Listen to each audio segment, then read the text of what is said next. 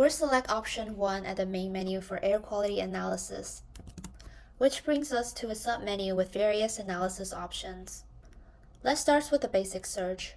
I'll choose option 1, search city air quality. Let's search for Pittsburgh. As you can see, the results shows us Pittsburgh's air quality score and the percentage of good days from data. Next, let's explore state-level data. By selecting option 2, find the best air quality in states, I'll enter Pennsylvania.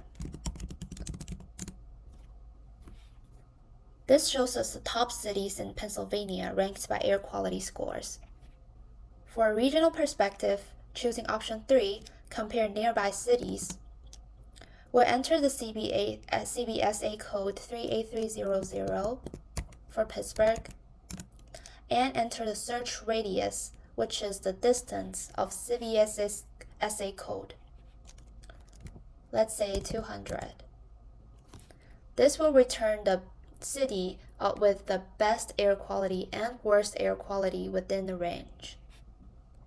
Now let's look at the detailed breakdown for a city. By selecting option 4, View City Air Quality Distribution, we'll analyze Pittsburgh again. This pie chart shows the distribution of air quality days. The days are gonna be separated into 4 categories, which are good, moderate, unhealthy, and very unhealthy. As you can see, for Pittsburgh, there are no days recorded as unhealthy or very unhealthy. For comparing multiple cities, choosing option 5, compare cities in state. Let's look at Pennsylvania. This pie chart shows air quality scores for all cities in the state. Finally, let's examine specific metrics. By selecting option 6, View City AQI Metrics,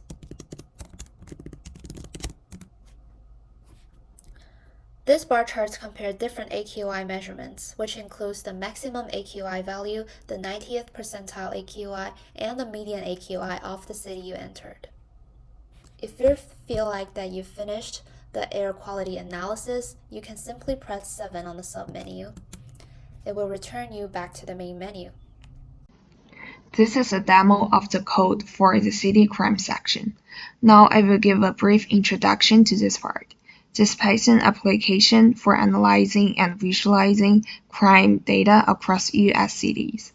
Perform city-specific crime data searches, compare crime rates across states, and visualize crime-related insights, including weapon usage and crime type distributions.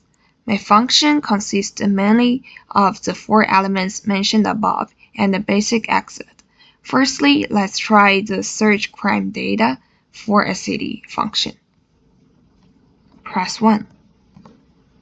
After selecting choice 1, we can enter the name of a city at random. Since many cities have 0 or no crime data, I will choose Anchorage as an example from the data.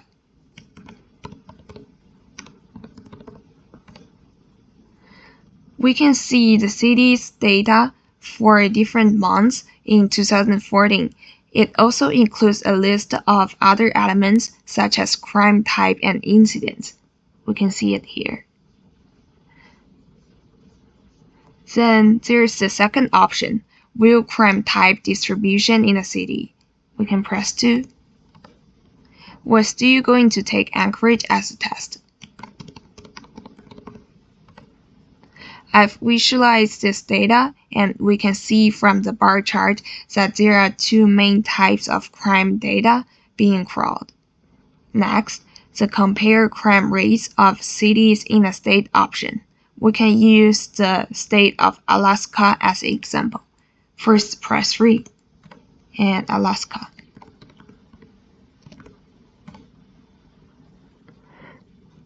After running the code of this method, we can see that the visualization made by this function contains data on the crime rates of different cities in the state. It is easy to see from the data that the crime rate is higher in Anchorage. Professionals can use this data to enforce stricter security in this city.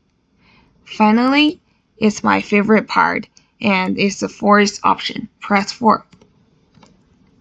Real weapon usage distribution in a specific city. Here we use the data from New York.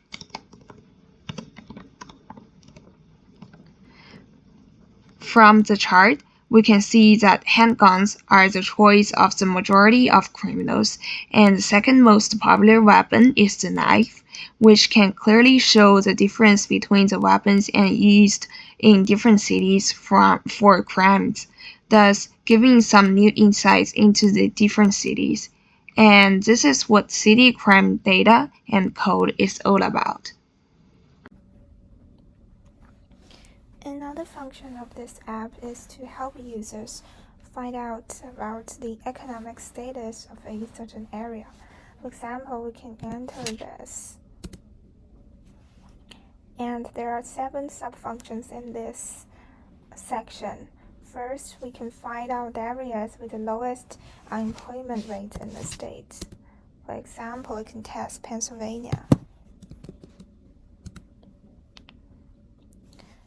And then we can see that the metropolitan area of State College is the one with the lowest unemployment rate of 2.5. And the national ranking is 27 for this area. And the second function is to search for unemployment rate by county codes. For example, I want to search this. Then this county name is called Kent County, and the unemployment rate is 4.3. And we can search for metropolitan area as well. And we implement regular expression in this searching function to ensure robustness of input. For instance, the user may be spelling Pittsburgh like this, without including the metropolitan area things, but they can still see the results like this. And the fourth function is to search nearby counties by unemployment, find nearby counties by an unemployment rate. Here goes. We can search the richest and poorest county nearby. For example, we want to see what are some of the richest or poorest county near the Kent County we mentioned. And we can set a range of about 100. Then the richest county is this Success County near the Kent County with the unemployment rate of 3.1, and the poorest is Kent County itself. It has 5.7% unemployment rate.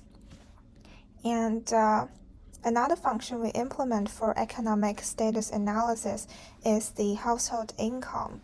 For example, we can test this. And this is the area I'm in. And you can see the household income for the area I am currently in is $114,000 per month. And we can exit and return to the menu. And I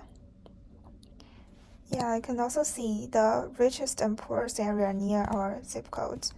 For example, this. And set a range for it, 10. And the area we set within the distance of 10 of my zip code. The richest is actually just where I am in, and the poorest is this. This is not necessarily statistically unbiased because of the bias of our sampling.